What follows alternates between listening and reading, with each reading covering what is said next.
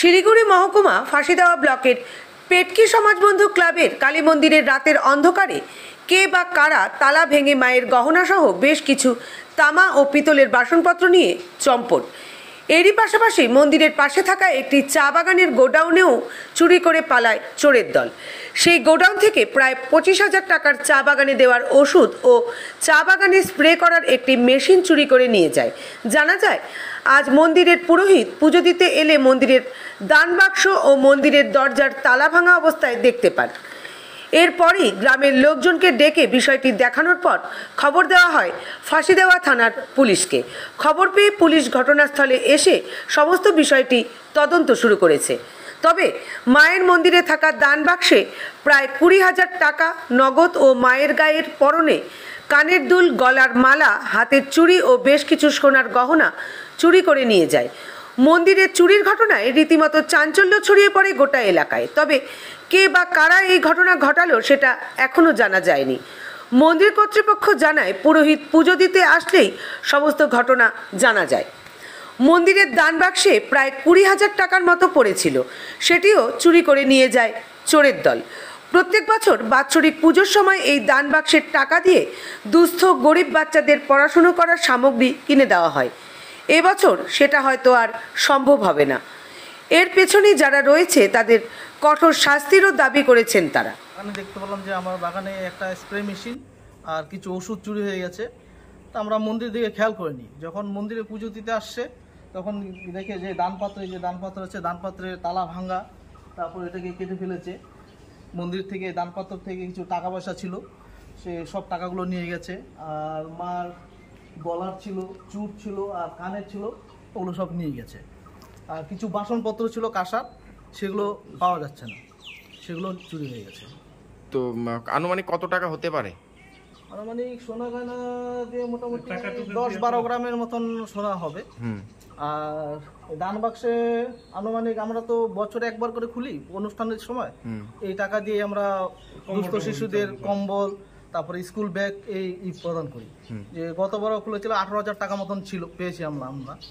এখনো মোটামুটি ওই 12 থেকে 18,000 টাকার মধ্যেই হবে দানের। হ্যাঁ, দান বাক্সে। আর মানে সোনা 10 থেকে 12 গ্রাম মতন সোনা হবে। কত টাকা হতে পারে? আনুমানিক বাজার 12 গ্রাম মানে মনে করুন 60-70 হাজার টাকার মতন সোনা পারে। তো এই বিষয় নিয়ে এখন আপনারা থানায় জানিয়েছেন বা কি?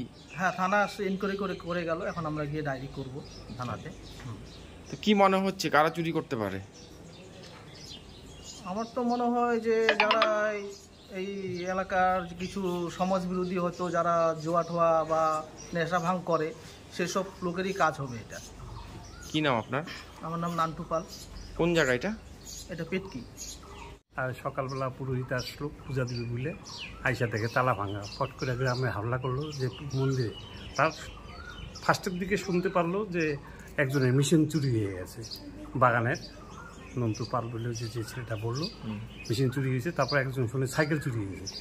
যখন মন্দিরে আসলো দেখলো মন্দিরে তালা খোলা অবস্থায়, তখন তো ও আর খুলতে পারলো না। মানে ভাবলো যে না, আমার তো গ্রামের লোককে জানানো দরকার। ফট করে বললো যে মন্দিরে চুরি হয়েছে, তালা ভেঙে নিছে। আইসা থেকে দান বক্স থেকেও পয়সা টয়সা সব বাইকে নিছে। আর সামান্য সোনা 10-12 গ্রাম সোনা ছিল, কানে থাকে, গলায় একটু ছিল পাতলা করে, চুট থাকে, ওগুলো সব নিয়ে নিছে। আর বাসনপত্র কিছু ছিল, ওগুলা নাই ওখানে। ওখানে কিছু আছে, কিছু নাই। এই ধরনের করে আমরা থানায় যাবো। তার আগেই থানারা আসলো, থানায় ডায়েরি দিব ভাবছি। কোন থানা এটা? এটা ফাঁসিদেওয়া থানা। তো এইভাবে মন্দিরের চুরি কতটা আতঙ্কিত তো থাকবেই। মন্দির তো আমাদের একটাই, এখানে কয়েক ঘর লোক, 12 থেকে 14 ঘর 15 ঘর লোক আছে।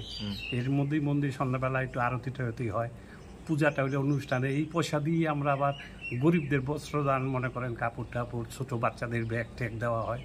আপনি যদি জিজ্ঞেস করেন, প্রত্যেক গ্রামে বলবে, পেটকি বলেন, কিছু সাইডের লোকের জিজ্ঞেস করলেও বলবে যে না, এই মন্দিরের থেকে কিছু দান হয়। এই পয়সাটা একদম টোটালি আমরা মানে সৎ কাজে লাগাই।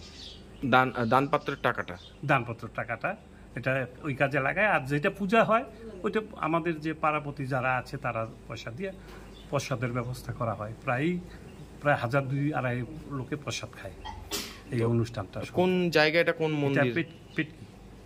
পেটকি ফাঁসি দেওয়া চটে হাট সমাজ বন্ধু ক্লাব। সমাজ বন্ধু ক্লাব, কি নাম আপনার? কৃষ্ণ ভাবাল।